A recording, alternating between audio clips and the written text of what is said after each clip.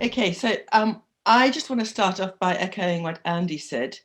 Andy was talking about his team, but I just want to echo this across the board.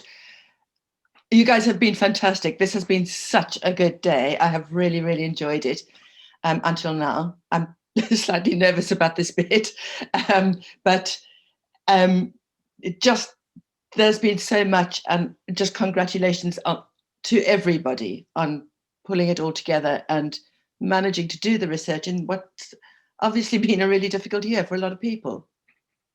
So well done. I'm going to go on with just thinking about. I could speak for hours because I'll show you. I've got pages and pages of notes, but I think the first thing I want to say, just to take a step back and think about action research and why we're doing action research. What's it for? And I think that clearly one of the things is to increase the body of knowledge. And I think that there is clear evidence that the body of knowledge has been increased a lot in FE, teaching maths in FE. One of the reasons we do action research is to improve the experiences of our students. And I think there is clear evidence that the students' experiences have been really improved quite a lot. And there's a lot of evidence in what you've said across the board. You've told us how students' experiences have been improved. They've been more motivated, they've been more engaged, they've learned better. So brilliant. Then there is a third reason we do action research, which I actually think is as important as the other reasons, and that's for teacher professional development. And in all my notes with my orange highlighter pen, I've written, okay, but what were they learning and how were they learning? Because I think that's really important. And I'd just encourage you to just stop and think about what you learned and how you learned. One of the presentations was actually about teacher CPD, and that was,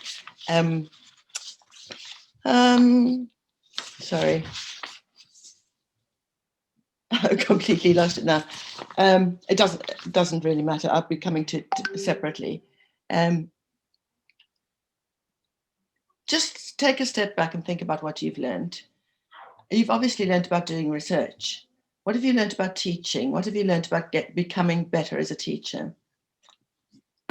That brings me to my second sort of big point that I want to just address, is thinking about the impact of professional development and how that, what that looks like. So teachers do some professional development, they learn something, and very often they change their practice in line with what they've learned. With action research, it's slightly different because you are choosing what to change in a way, but you're changing your practice. So Thomas Guskey's written about this quite a lot. What happens next? So you change your practice. Does that cause a change in your teacher attitudes and beliefs about what makes good teaching? Or is there another step in between? And Guskey suggests that there is a step in between, which is student responses. How do students' responses respond to your changes in teaching? And that's when teachers see positive responses, that's when their attitudes and beliefs often shift, and you become convinced that you should try these new approaches. And I think there was implicit evidence of that throughout today's presentation. People demonstrating that they were committed to their whatever they had been trying. And over again, I've got highlighted comments here about, yeah, we're going to carry on doing that. Like, for example, Liz's example with the TESOL learners, focusing on vocabulary. But I think almost everybody said, yeah, we're going to do the same thing. So what I'm going to do now, that's the sort of overall big picture things I just wanted to think about. I'm just going to go through some of the things, the highlights for me from the presentations.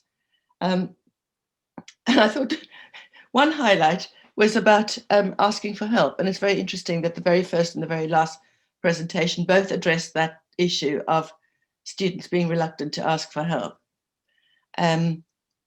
So let's go back to the first presentation, which is a long time ago, and so much has happened since then.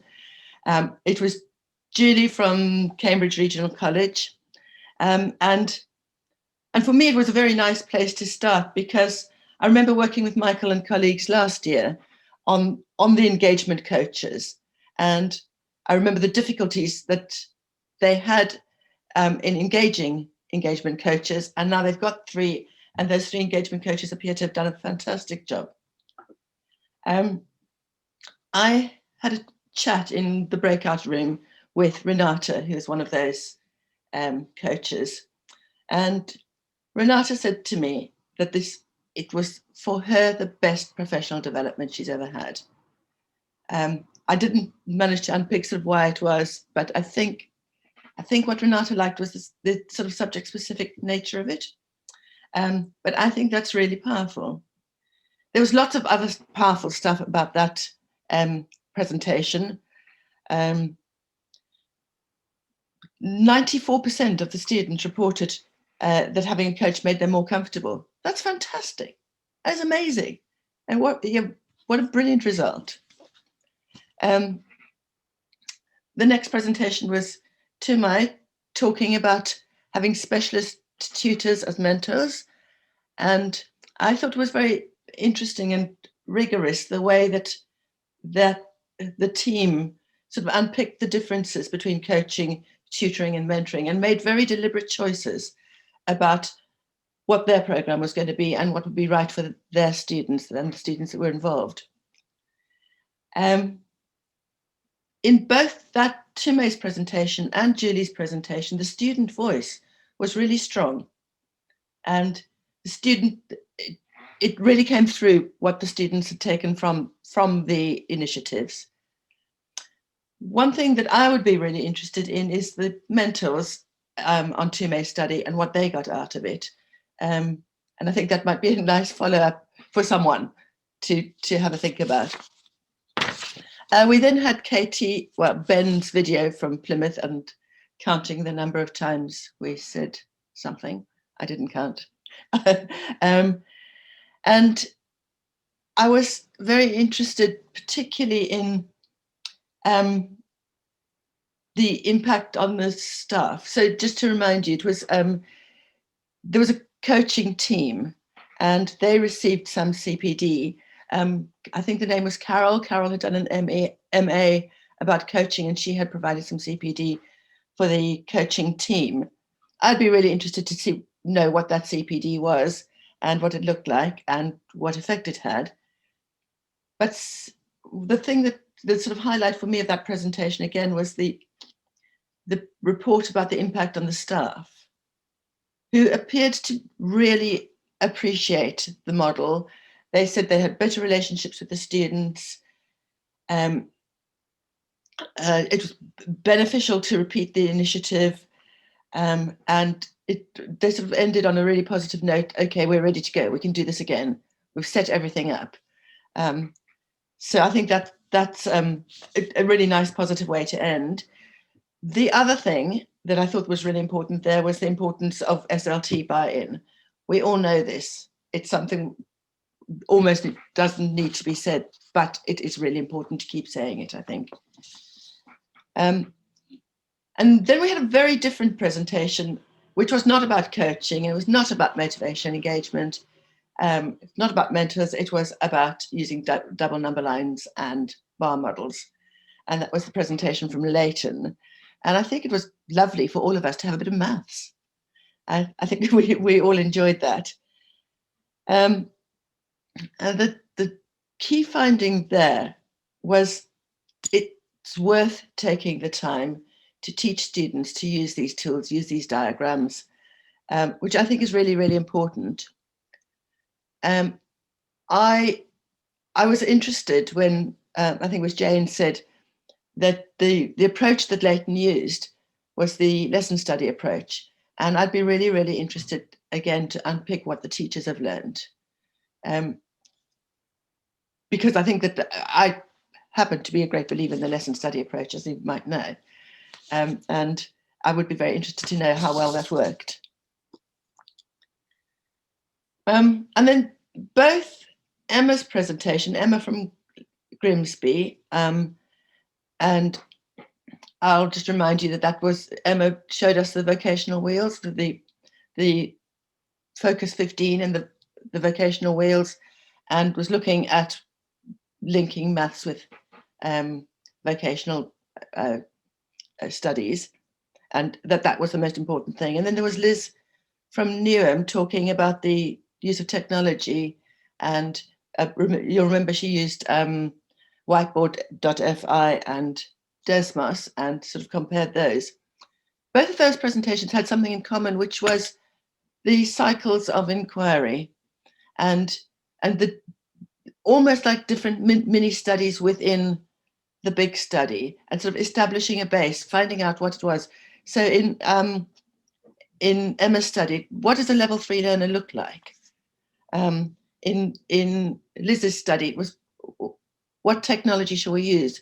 Let's just work out what technology would be appropriate. Then we had a look at the other Newham presentation, which was Mohammed, Zia and Liz, about ESOL specific teaching intervention. And the slightly surprising result that the non-ESOL students were worse on both the pre-test and the post-test than the ESOL students. But I think it ended up with Zia saying, the findings can't be generalized. Well, I wonder if they can. And I wonder if we should all be teaching language specific, having language specific interventions in our classrooms. Because I think it's really, really important I think that's a really important result that team came up with. And, we do need to teach vocabulary, we do need to teach learning, and it looks like that approach with the heavily adapted Freya model really did appear to work. So I think that was really interesting and great, and thank you for that. That was another study where explicitly the team said, yep, we will continue to do this. This worked. This was good. The next presentation was the Leeds presentation with Mamta, Jessica and Johnny with a pre-recorded video. And they'd used Focus 4 because they were focusing on level 4 from MathsBox. I'm certainly going to go and have a look at MathsBox. I hope there's a free preview version. I don't want to pay the £72 or whatever it was. But they also said they will continue to use the resources. There was a question that I had, which is just something that I can wonder about until I read the report, which was teachers had flexibility in how they used the Focus 4 materials. Did they use them as a starter activity? Did they use them for revision? I'd be quite interested to know whether there was a difference and whether students responded better if they were used as a starter activity or whether they were used as a sort of flipped activity or whatever that is. So that was a question that I had, but again, they'll continue to use the resources.